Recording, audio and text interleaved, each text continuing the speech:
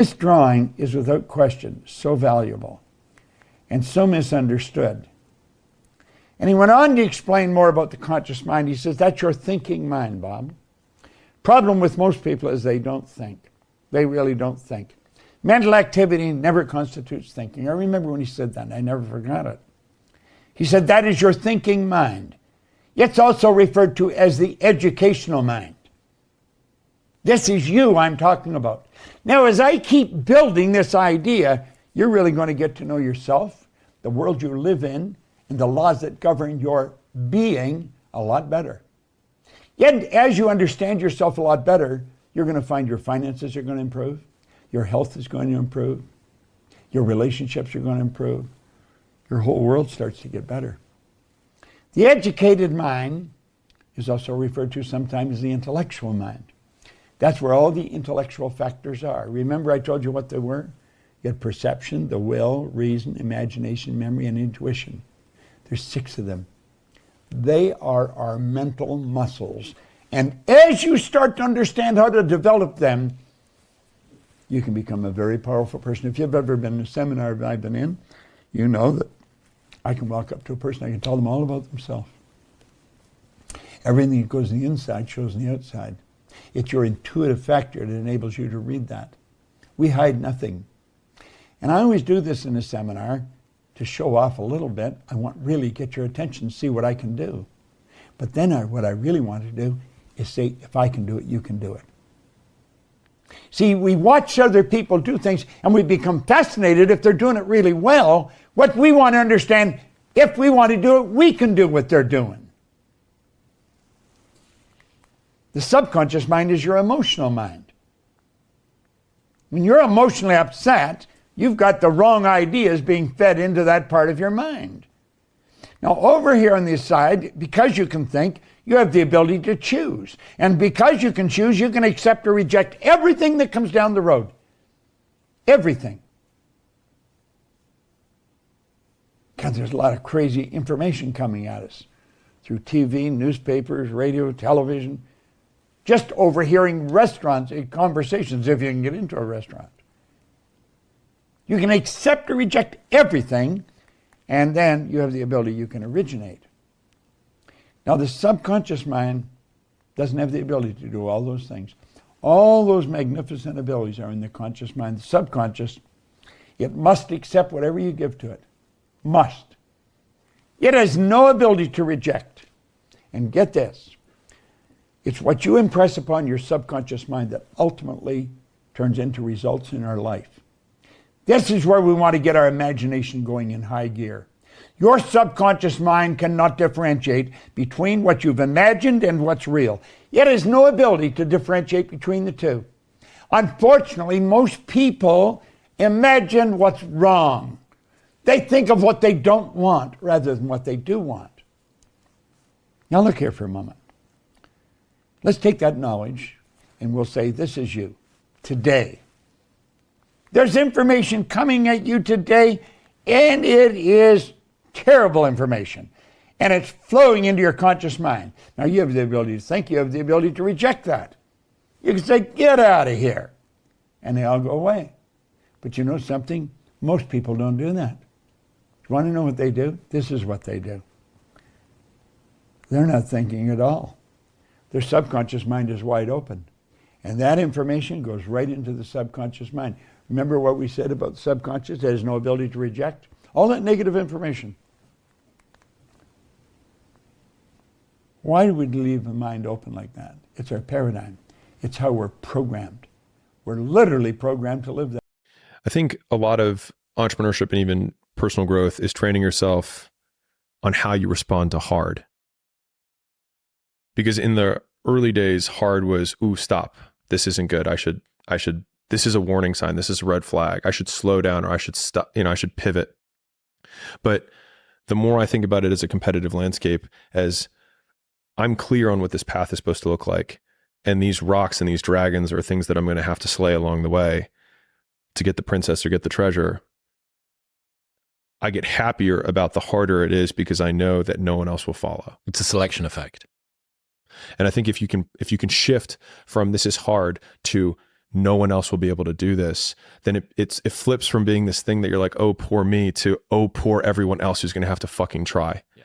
And I think that is so much more motivating as a frame for the exact same circumstance. After watching that film, I come to understand if I could work that hard every day, with being blessed with the physical tools that I have, what would my career be? And I made a promise to myself from that day that I was going to work that hard every single day, so that when I do retire, I have no regrets. And that was the most important thing for me, is to leave no stone unturned, get better every single day. And if I lived that way, then over time, I'd have something that was beautiful. But that was my philosophy. It seems like a pretty simple one, but if you live your life to just get better every single day, and do that for 20 years, what do you have? The greatest single limitation on success in America, in the world today, is lack of confidence. It's not that we can't do it. We have capacities and abilities beyond anything that we have ever thought of in our whole life. If you used your talents to the full for the rest of your life, you would never even use a fraction of what you're actually capable of, based on all the research that's been done. We are right now functioning, according to Stanford Brain Institute, with about 2% of our brain power.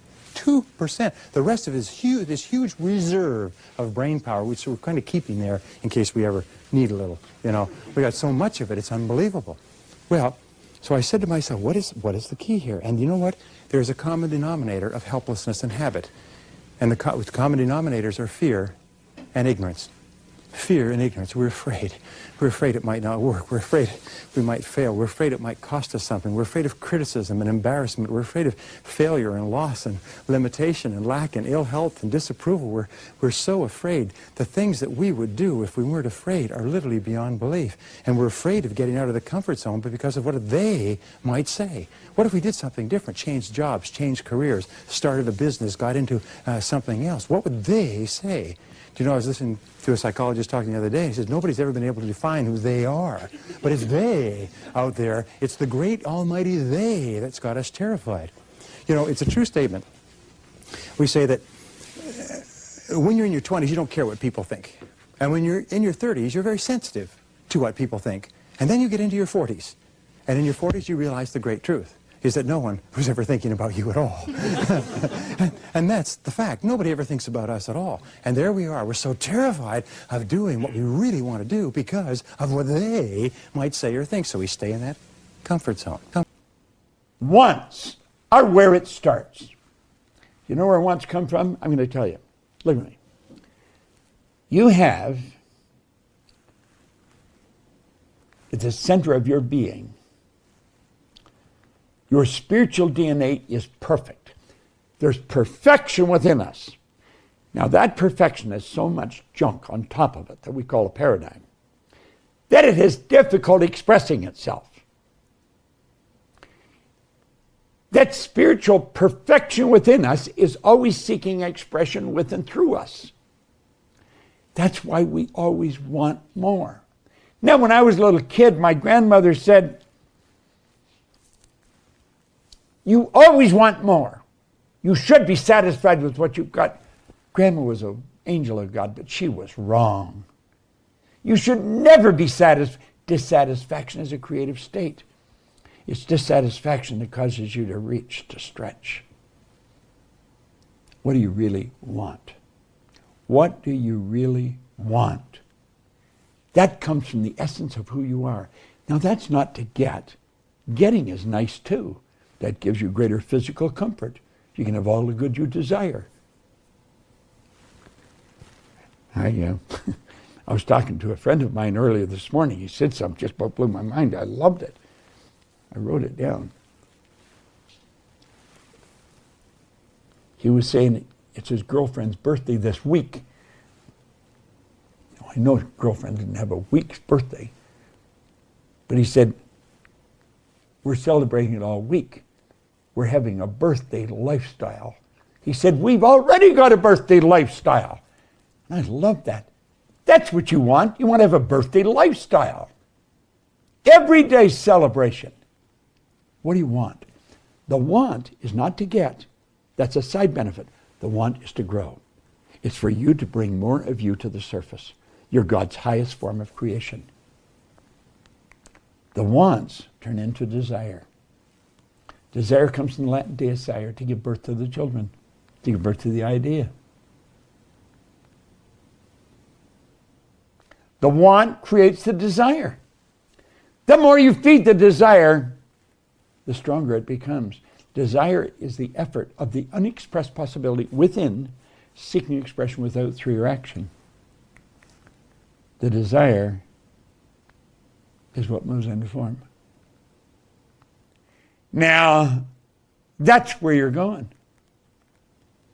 That's what you want to do. It's all vibration. It all has to do with energy.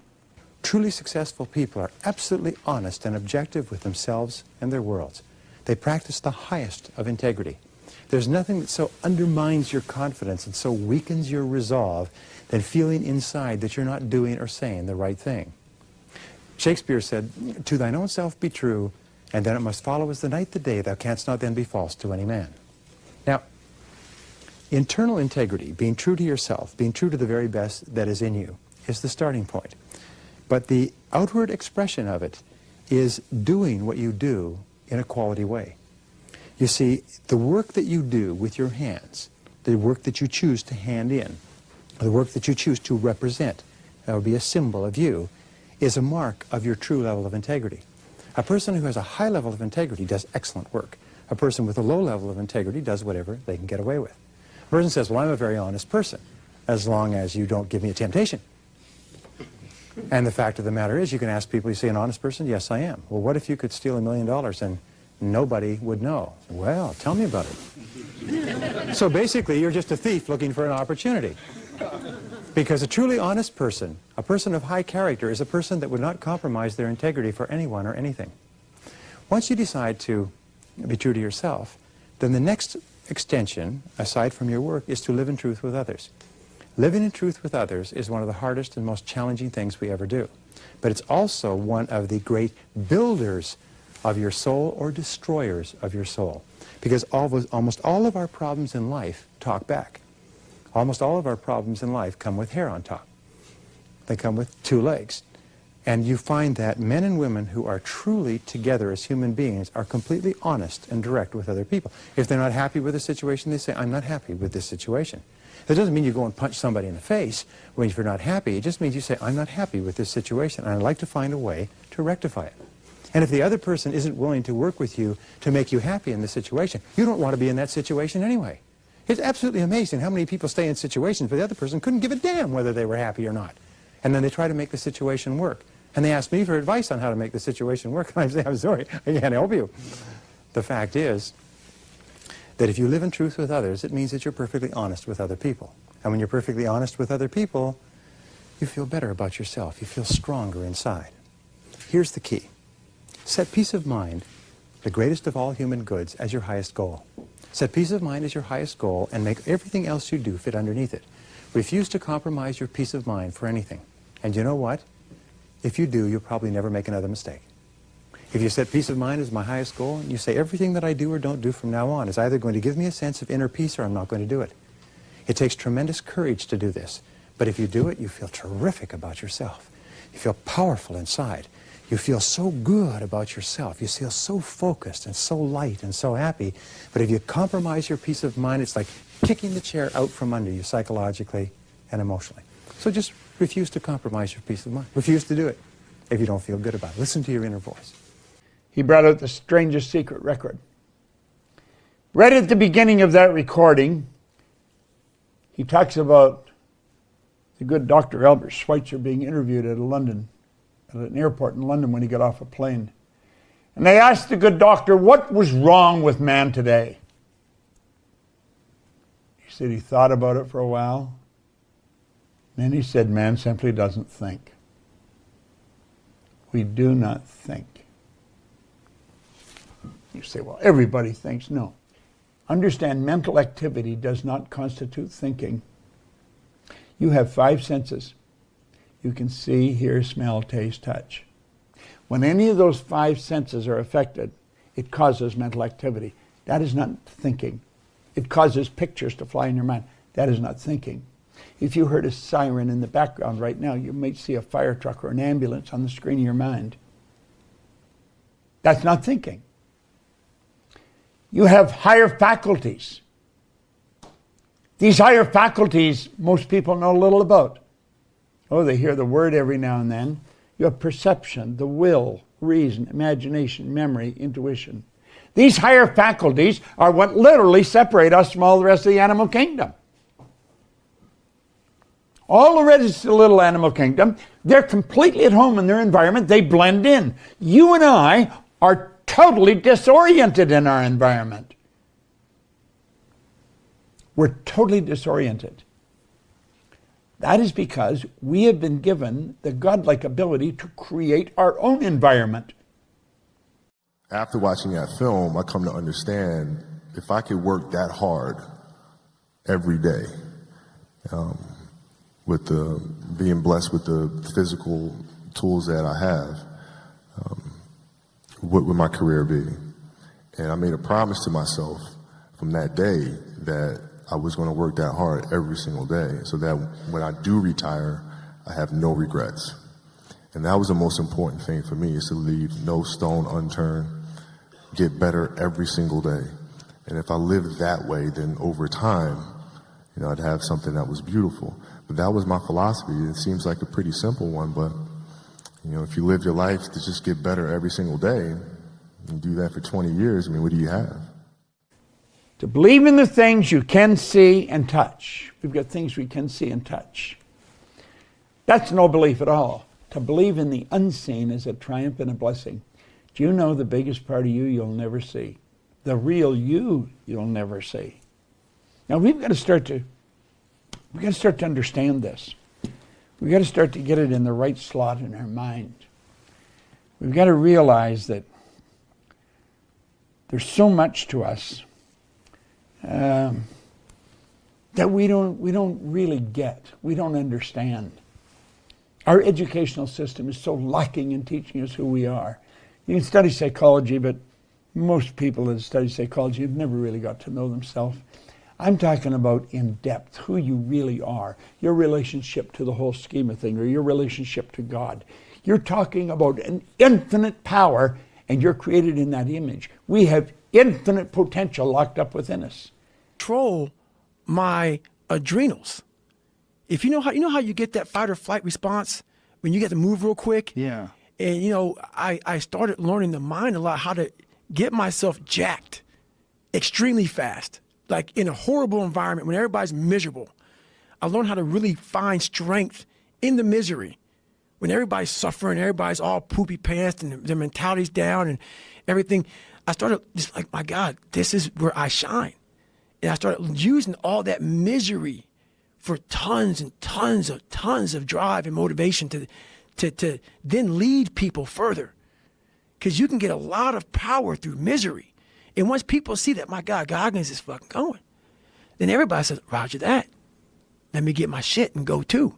So I started realizing that if you can just find strength just a little bit longer, you will have a crew of people following you along the way. I think the best way to prove your value is to work, is to learn, is to absorb, to be a sponge. Right? But you always want to outwork your potential.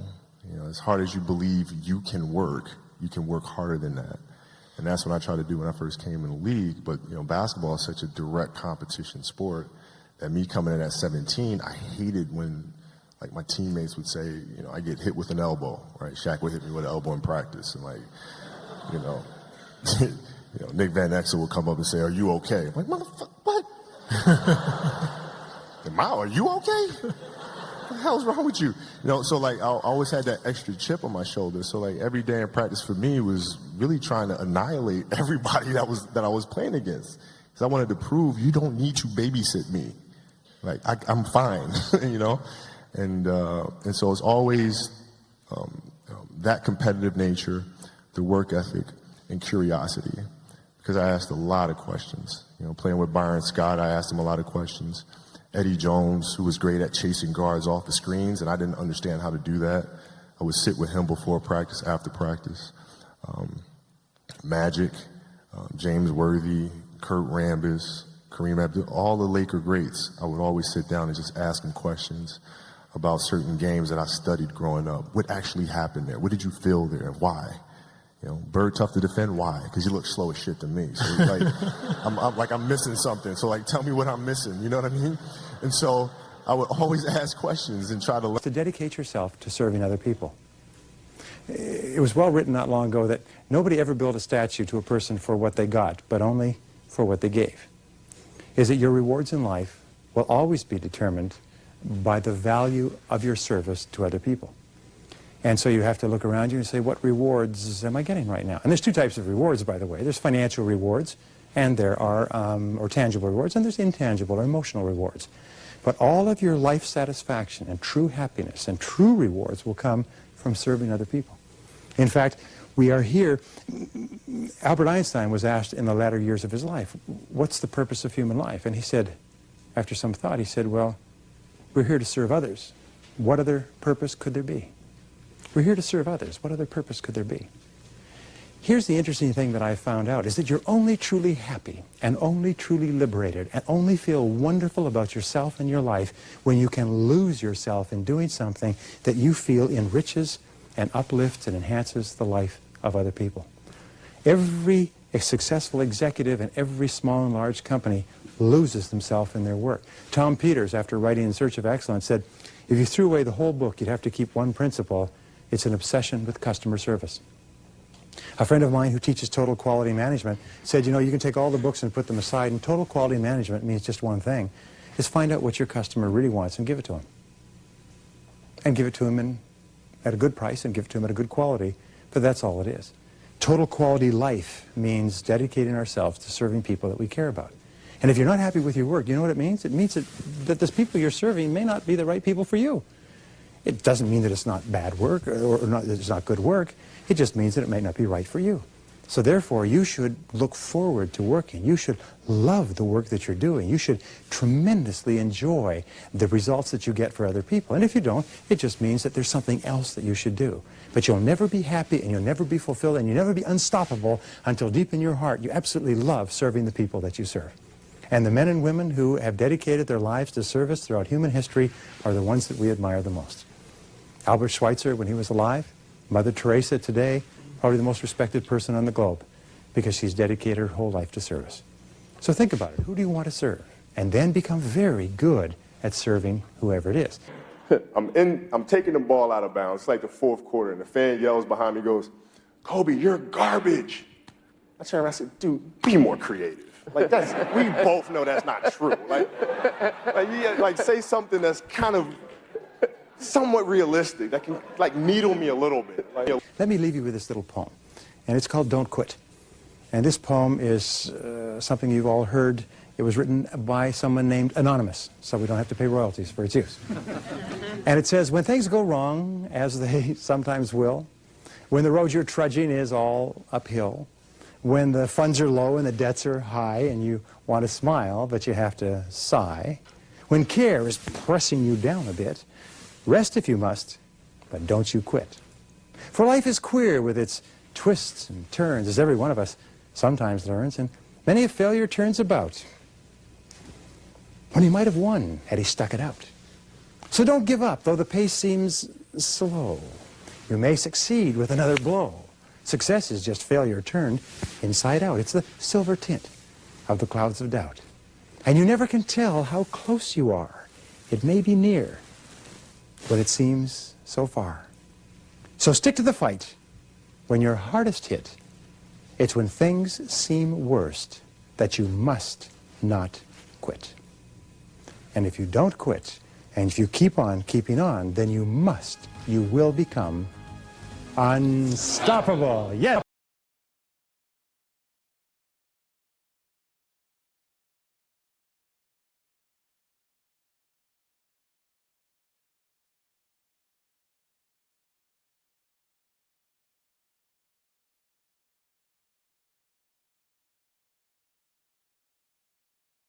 We know that in America today, we have been sold a bill of goods. The bill of goods is that you can have a great life at 40 hours a week, and maybe 38 or 37 or 35. And the fact of the matter is In 25 years of searching, I've never found a single successful person who works 40 hours a week. The number of successful people in America working 40 hours a week or less is somewhere between 0 and none. There aren't any anywhere.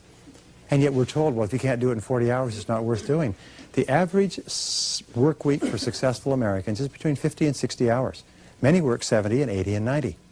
They work 6 days a week, 12 hours a day, 5 days a week, or 10 hours a day, 6 days a week. Very few people successful on 5 days a week. Very, very few people. I'd love to meet one. They're rare. Maybe they're in the Smithsonian. But they're very rare people. The fact is that successful people, especially during the important years of your life when you're building your estate, work 6 days a week. I'm taking the ball out of bounds. It's like the fourth quarter, and the fan yells behind me, goes, "Kobe, you're garbage." I turned around and said, "Dude, be more creative." Like, we both know that's not true. Like say something that's kind of somewhat realistic, that can like needle me a little bit. When John Kennedy, when he was the president of the United States, asked the good doctor, the father of the space program, greatest scientist, you know, what it would take to build a rocket that'll carry a person to the moon and bring him back safely to Earth. He answered him in 5 words. He said, the will to do it. Now, will is a mental faculty. You have perception, the will, reason, imagination, memory, and intuition. These are all our higher faculties. This is what makes us who we actually are. This is what separates us from all the rest of the animal kingdom. And Neville's saying, you're only limited by weakness of attention. Wernher von Braun was telling President Kennedy, all you need is to give it your full attention, the will to do it. See, the will gives us the ability to concentrate. I don't know what you want, but I do know this.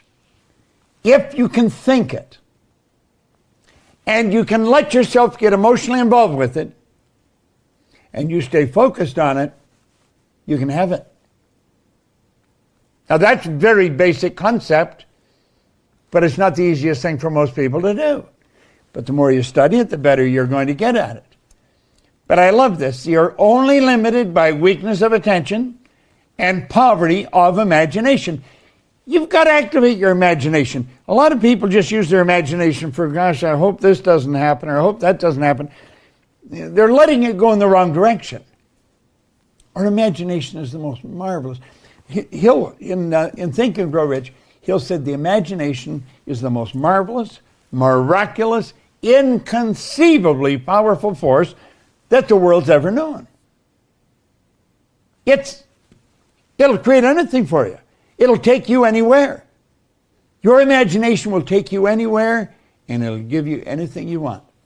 In a survey of 104 chief executive officers a couple of years ago, they asked them, what qualities would most put a person onto the fast track for promotion in your company? And they almost unanimously answered the ability to set priorities and get the job done fast. The ability to pick what's important and then to get on with it and get the damn job done. Do you know, today, time is the currency, the key source of value of the 90s and beyond. And today, we value people who do things for us fast. Today, as a matter of fact, they have what is called queuing theory. When there's a queue and people join the queue, they say, and they estimate this all the time, how long a queue will a person join before they walk away and not buy any? It used to be 7, then it was 6, now it was 5, then it's 4. You know what queuing theory today is? It's 3. Person will walk here. There's 3 people in line. If that line is not moving, forget it. I won't buy it. I'll get it somewhere else. That's why they have to have people on almost like alert when people start to approach checkout counters or desks in banks. They watch, because as soon as there's 3 people, they better get up there or those people will walk away, change their accounts. We don't even know we want it till today. Now we want it yesterday. Isn't that right? When you sell products or services, it may take you 2 or 3 months to get the order, and now they want it last week. And they're very insistent it be delivered immediately, or they buy it from someone else. It's a most incredible thing. So therefore, get a reputation for having a sense of urgency. Get a reputation for having a bias for action. Get a reputation for fast tempo. Move fast, move quick. If a person asks you a question, don't say, well, I'll get back to you next week. Get back to them now, quickly, as fast as you can. Develop a bias for action and say to yourself over and over, do it now, do it now, do it now, do it now. And if you add this like a rocket behind everything else, you become unstoppable. those who tell stories rule society. He said, learn lots of stories, Bob. Because he said, you are a story. You are a story. Now think about that. You are a story.